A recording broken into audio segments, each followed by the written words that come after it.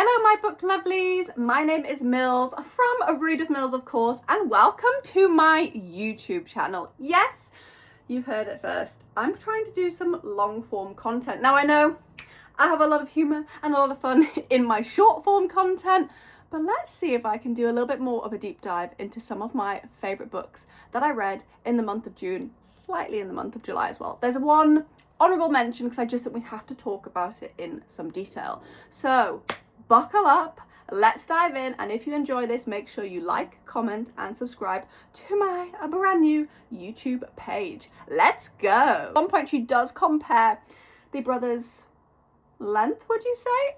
The first book I want to talk about that I read in June was The Other Brother by Tierney Page. This book is wild. So in this book you meet a girl called April and she has this fiance called Lucas, and he's a total scumbag. I'm not talking a little bit of a scumbag, I'm talking major scumbag vibes.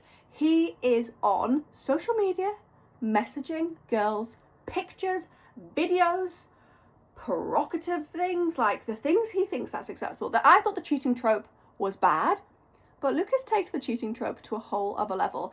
And when April discovers this, she kicks him out straight to the curb. Adios, see you later, bye-bye. And she's left with just her and her cat. Now her cat is very old, she has actually lost her parents, and this cat reminds them like her of her parents, so she has a lot of attachment to this cat. Now her girlies turn up and they're like, let's go and spend a weekend away somewhere. They take her to a really weird retreat, let's be honest, but somebody needs to look after this cat, and the person who turns up to look after this cat is none other than James, Lucas's brother. I know what you're thinking. The Other Brother. Now this was a whirlwind of emotions, spice, some male comparisons. At one point she does compare the brothers' length, would you say? And it's shocking, shockingly spicy. I absolutely rooted for James so much. And yes, there is a Christmas scene where she has to go to James's house at Christmas and Lucas is there. Little broody, sit in the corner, spit your dummy out, Lucas, who decides he may want her back. You get everything in this book. You get tension building, you get angst, and you have a whole lot of fun. Honestly, it was amazing. The only thing that drove me crazy is this is set in London, and in England we just call it tea, but this book kept referring to it as breakfast tea. Now maybe I'm not posh, look, I'm a northern girly or a northeasternly girl. I just call it tea. Maybe other people do call it breakfast tea, and I'm not the poshest person out there, but that bit, every time I saw the word breakfast tea, I did grow a little bit. But it's such a small criticism in comparison to this book, and I cannot wait to see where London Heart Series Book 2 takes us. This one was wild, fun, and a hell of a lot spicy. Then we have the battle of the Grumpy Sunshines. So you've got Cash by Jessica Peterson, and you have Alive and Wells by Bailey Hannah. Now I'm talking cowboy, spice, Grumpy Sunshine, heaven. And there's one that's a winner. I will tell you, there is one that's a winner, but let's dive into both of them. It's a barn scene where they get down and dirty. So in the first one, this is set in Austin, Wells, and you meet a girl called Cecily Kennedy. Now she's in a relationship that's fairly abusive in terms of spoken abuse. It hasn't turned yet into a physical abusive situation until one night where he may get a little bit handsy with her, should we say. And at that point, she's like, nope, I'm out of here. Adios again. I feel like there's a lot of adiosing in this. Adios, I'm getting out of here. And she has been talking to this woman in an online chat, and this woman says, come to work on my ranch and I will keep you safe. So she turns up to this ranch, and that is where she meets Austin. Now, Austin's had to grow up quickly. He has had to take over the ranch. He's had to, step into the boots of being responsible. And that is definitely where he is the grump to her sunshine. Now, there is a barn scene where they get down and dirty in the barn, and it's now a new favourite scene of mine that plays in my head fully. I can't even begin to explain how spicy that scene is. I also love with this book where you have a grumpy sunshine, but he wants her. Like, that tension's there, it's building, it's amazing. You definitely want to grab this. It is the first in the series by Bailey Hannah. There's currently 3 books published in this series. Book 2 and 3 are just as good as book 1, but I had to talk through the Grumpy Sunshine competition, which brings me on to Cash by Jessica Peterson. Now, in this book, you meet a girl called Molly who is desperate to inherit her father's ranch. He's passed away, and she needs that money to kind of pursue her dreams with her cowboy boots that she's been making. She needs an influx of cash. But when she turns up, there's a stipulation in that will. She has to live there and work there for a year to inherit the ranch. And that is when she meets Mr. Cash Rivers. Like, he is literally living in my dreams every night. This man, the things he says, the things he does, the way he speaks, perfection. I absolutely loved him. And he is the foreman on the ranch who wants to inherit the ranch and doesn't want Molly there. At the beginning, he definitely tries to destroy Molly's chances at surviving on the ranch. But again, this Grumpy Sunshine does lead to a lot of spice. Now, in the battle of the 2 books, Cash wins it for me. I have to say it. I just have to say it. Cash just slightly peaks in terms of the Grumpy Sunshine, but they're both amazing. Again, this is the first book in the series by Jessica Peterson. There are at least 2 more books coming out officially, but they're not out yet. But I love them. They were spicy, they were fun, and yeehaw! Those cowboys were everything. They're like, Odessa, do this. Odessa, do that. Odessa, we're going to dye your hair because you remind us too much of your mother. Then I found my new romantasy obsession. This is Shield of Sparrows by Devney Perry. I don't even know if we have a name for this series yet. We don't even know how many books are going to be in this series.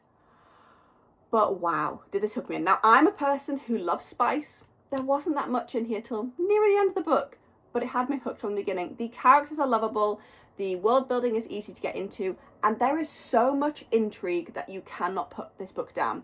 So this is about a girl called Odessa. Now, Odessa's mother passed away when she was younger. Her father has remarried, and she has a half-sister and a half-brother. And she's kind of always been shunned. She definitely gives Cinderella vibes. They're like, Odessa, do this. Odessa, do that. Odessa, we're going to dye your hair because you remind us too much of your mother, and we don't want you to draw attention away from the main woman who's married her dad's daughter. That's who the story's all meant to be about. She is this sparrow. She's going to marry this prince. She's going to save the world from these gods and these monsters that they release. However, when the prince turns up, let me just say, he doesn't want the sister. He wants Odessa, and he is going to have her. One way or the other, he's making sure that she is his sparrow. And he's actually unalived 7 monsters. It's called like a bride prize. A little bit old-fashioned, I have to say, having something called a bride prize. But in fantasy, you kind of get away with that. And this had me hooked. She has to travel to his kingdom. She nearly doesn't survive.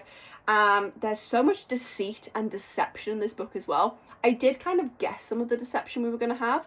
But wow, every time there was a plot twist, I couldn't believe it. There are so many characters as well that you love and you get to learn more about. And bear in mind, this is book 1 in a we don't know how many series. And Devney Perry has written a 6-book series for the Eden series.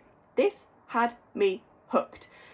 I can't even tell you the biggest plot twist. I can't even tell you who she's spicy with because you just don't understand until you get there. But and bear in mind, I'm a big spicy reader, so I want the spice to hit from page 1. This one didn't hit from page 1, and yet still is in my top reads for the month of June. It is so fun. I did do some tabbing of this one as well, but I have now learned not to show people my tabs because they're a little bit spicy and a little bit telling of the things I like to tab. But yes, if you like your romances, so things like Fourth Wing and what else? Sarah J. Maas, I would say Crescent City vibes, you'll definitely get it from this.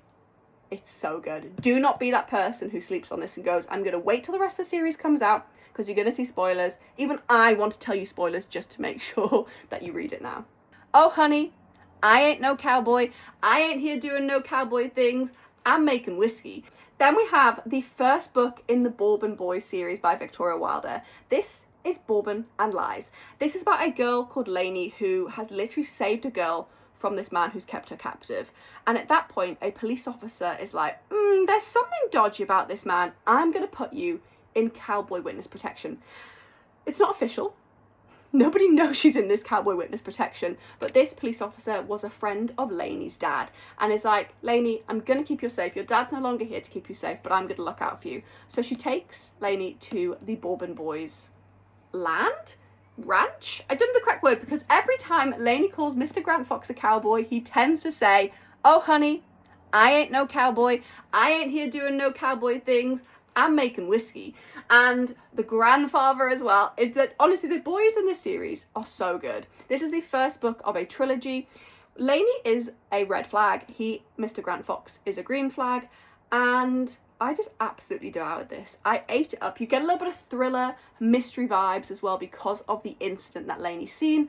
But you do also get, I'm going to call them cowboys. Cowboy representation. I also love in the book that Lainey is classed as potentially, I don't know how they describe it, potentially a plus size woman.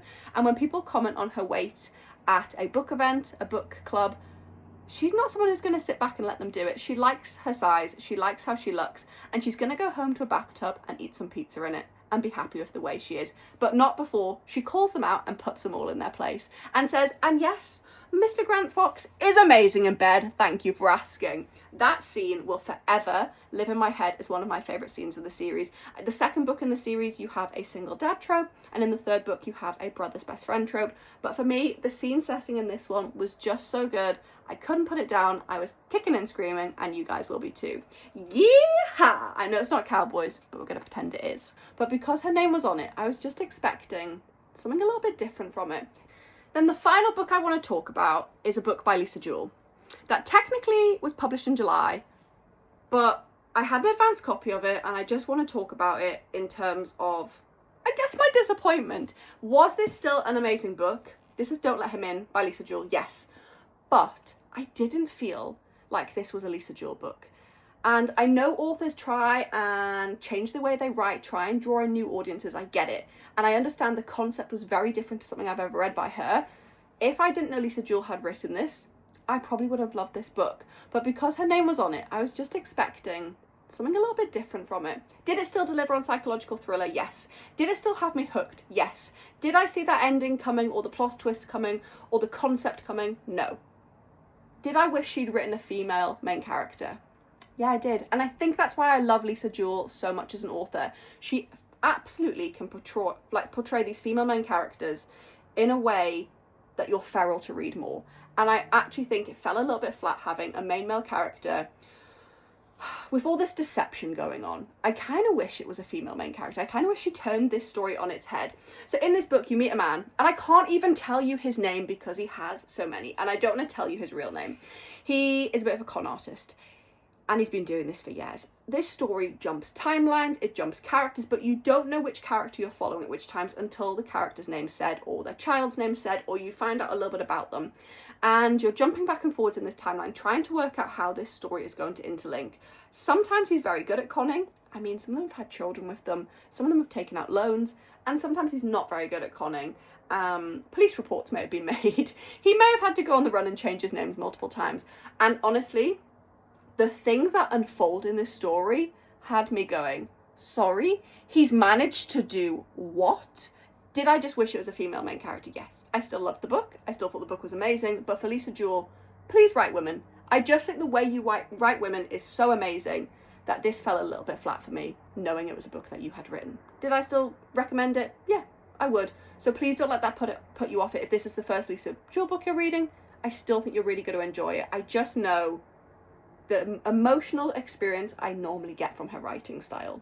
So that brings us to the end of some of my honourable mentions for the month of June. If you enjoyed this video, please like and please subscribe to my YouTube channel. Like I said, this is the first video, so also let me know in the comments what more you want from me. Do you like a wrap-up? And bear in mind there was a lot more books involved in this wrap-up. I just picked a few. Do you want a deep dive into certain genres? Do you want a deep dive into certain series? Let me know in the comments because I'm here to entertain you. Happy reading and see you on the other side.